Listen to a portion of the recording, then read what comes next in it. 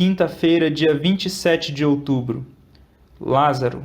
E o primeiro texto que nós vamos ler aqui está na meditação matinal Filhos e Filhas de Deus, do dia 26 de março, e diz o seguinte para nós.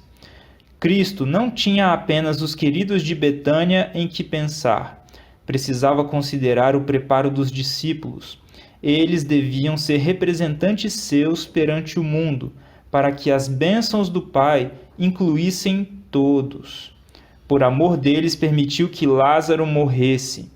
Se ele o houvesse restabelecido à saúde, o milagre, que é a mais positiva prova de seu caráter divino, não se haveria realizado.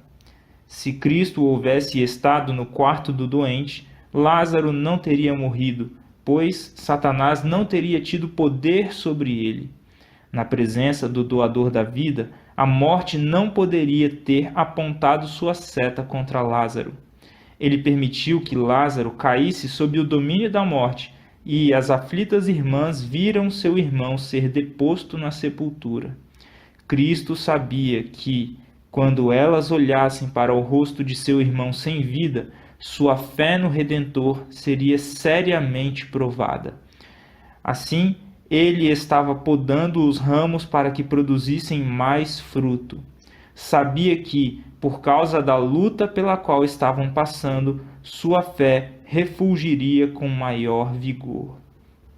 Vejam só, meus queridos irmãos e minhas queridas irmãs, algumas razões aqui pelas quais Jesus ele não foi pronto encontrar com Lázaro e, ao invés de curá-lo enquanto ele ainda estava com vida, ele optou por ressuscitá-lo.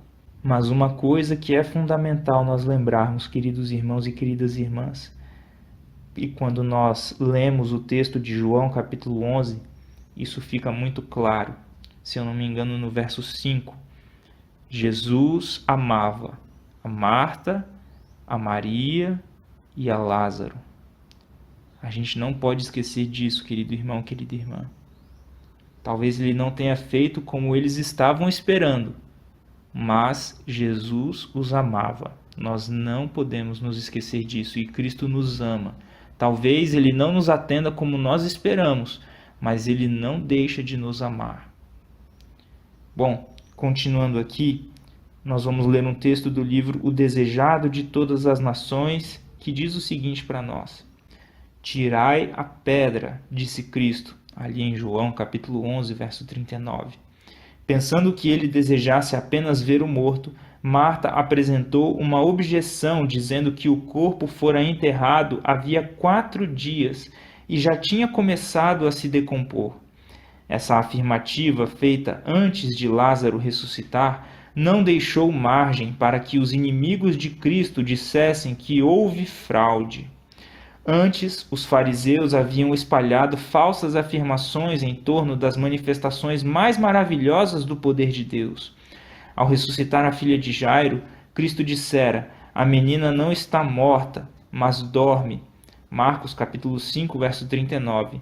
Sendo que havia estado doente por pouco tempo e fora ressuscitado imediatamente depois da morte, os fariseus afirmaram que a criança não estivera morta, que o próprio Cristo dissera que ela dormia. Procuraram fazer as pessoas acreditarem que Jesus não podia curar doenças, que seus milagres não passavam de farsa. Nesse caso, porém, ninguém podia negar que Lázaro estivesse morto.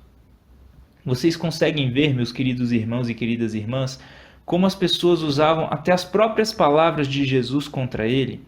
E tudo isso para tirar a crença das pessoas no fato de que Cristo era o Messias, de que ele é o Salvador do mundo. Que nós possamos lembrar de que nós estamos envolvidos em um grande conflito, e esse conflito estava acontecendo também na época de Jesus. Então Jesus ele precisava lidar com isso também.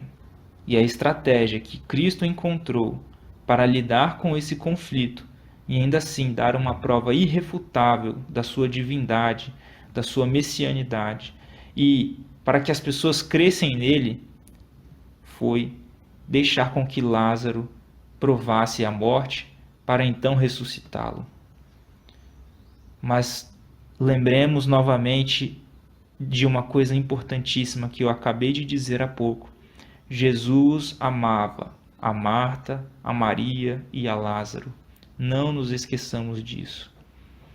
Bom, para finalizar, vamos ler aqui um texto da meditação matinal olhando para o alto do dia 15 de setembro, e que diz o seguinte para nós: em vista de ser Cristo um com o Pai, igual a ele, pôde fazer expiação pela transgressão e salvar o homem, não em seus pecados, mas de seus pecados. Vocês conseguem entender a diferença aqui, meus queridos irmãos e queridas irmãs? Jesus, ele nos salva dos nossos pecados, não nos nossos pecados. Não é para que nós continuemos pecando e vivendo de qualquer maneira.